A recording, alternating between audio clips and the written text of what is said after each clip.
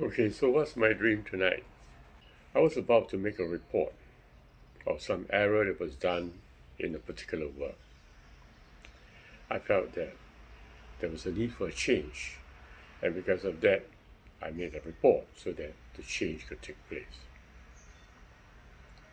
And then, out of nowhere, I saw a patch below the report, and it was a blue patch, and in my mind, it signifies my son.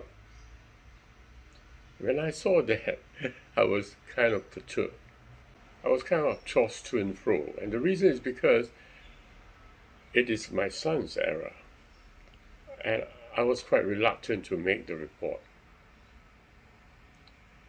But all over me, I felt a lot of people complaining against me.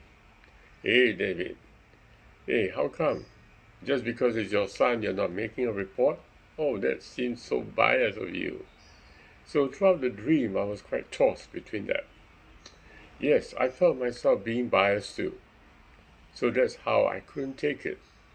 I couldn't take it because somehow in my mind, I should make the report. But right there in myself, I felt I wouldn't want to make a report. And so there was this difference in feeling, and because of which I couldn't do much. And the dream repeated this again and again, and I felt terrible. So, how should I interpret this dream? I'm recalling from my own principles of life. And as I look at this dream, I realize perhaps this is what the message should be to me. You see, there was an error, and the error is because the report is at a distance from me. The dream is showing a report, and I see it at a distance from me. Below the report, I see a symbol that represents my son, which means it represented me. And what is happening here is that my son, myself, is also at a distance from me. And this is where the problem is. I'm being reminded that I'm looking at things at a distance. And I'm looking at myself as well at a distance.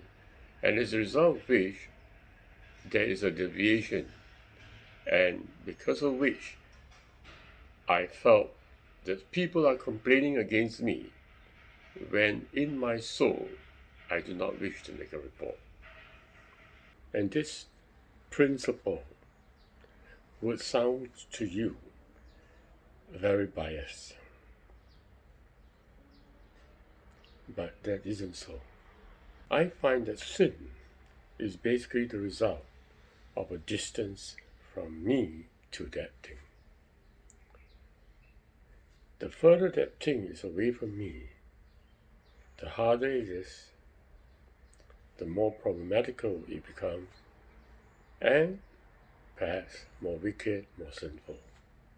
As it gets nearer to me, I find it forgivable, and as it gets even nearer, it becomes like me, it becomes me, and there is no sin anymore. I mean, to my opinion, okay, it's my opinion. That's the reason why Jesus said, I am the way. I am is the truth. I am is the life. Because at the place where I am is, there is perfection. And anybody who comes into me will be forgiven. And no matter how wicked you be, when you come to me, you will find yourself in perfection. It's a principle of life. And this principle is true because of one reason. Hear me very carefully. There is no intrinsic quality in a person. Your character, your personality, your person, everything of you is dependent on your observation of life and how you measure it. You see,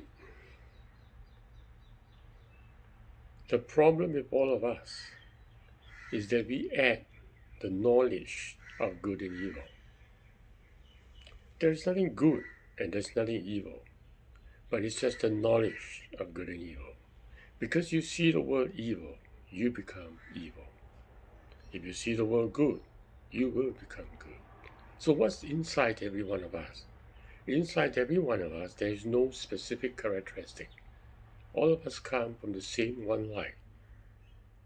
If it shines through in everyone, as you think of yourself, so you shall be. What I'm trying to emphasize is that the world in which you see is at a distance from you.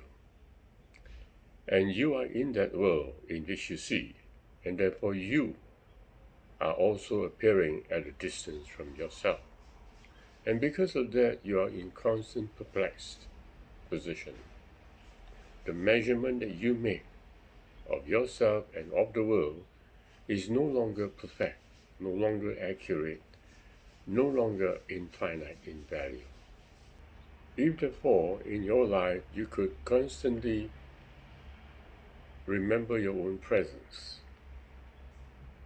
remember to be within yourself, if you could remember always to be present, even though you are looking at the world and yourself,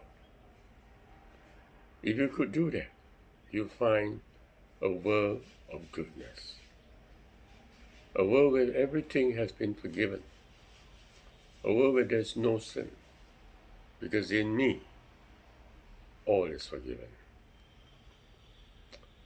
But this miracle of life, this miracle of sinlessness, can only happen when you are in the state of your own presence. And of course, in one particular video like this, I cannot possibly explain to you what is presence. Presence is the secret of your true happiness. But how do I explain it to you? If you don't want to meditate, if you don't want to go into yourself, if you find that every moment of your life you're spending outside yourself and away from your own being, how could you find goodness everywhere? You will never understand what I'm trying to say of this word called presence. Presence is magical. Your own being is goodness, is infinite light coming from an infinite soul. You are one with God. Not that you are God, but you are one with reality. You can't be wrong. But when you look at this world in which you live in, which is outside you, and you're unable to see yourself unless it's also outside you. So because of that, you're seeing problems, you're seeing errors and wickedness and perplexities. But I'm challenging you, if I can. If you could meditate and discover a world within yourself, a world of presence, you see a world of total goodness where all sins have been forgiven. It's a miracle, I must tell you that. It's a miracle. In the same way that I felt why Jesus said, if you come to me, all your sins are forgiven.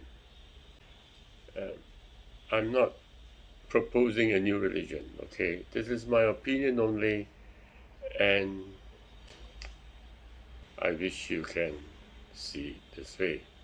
Follow my videos, friend. Follow my videos, because my videos are a slow step to the discovery of your own presence. I can't put it all in one video, unfortunately. I don't know how.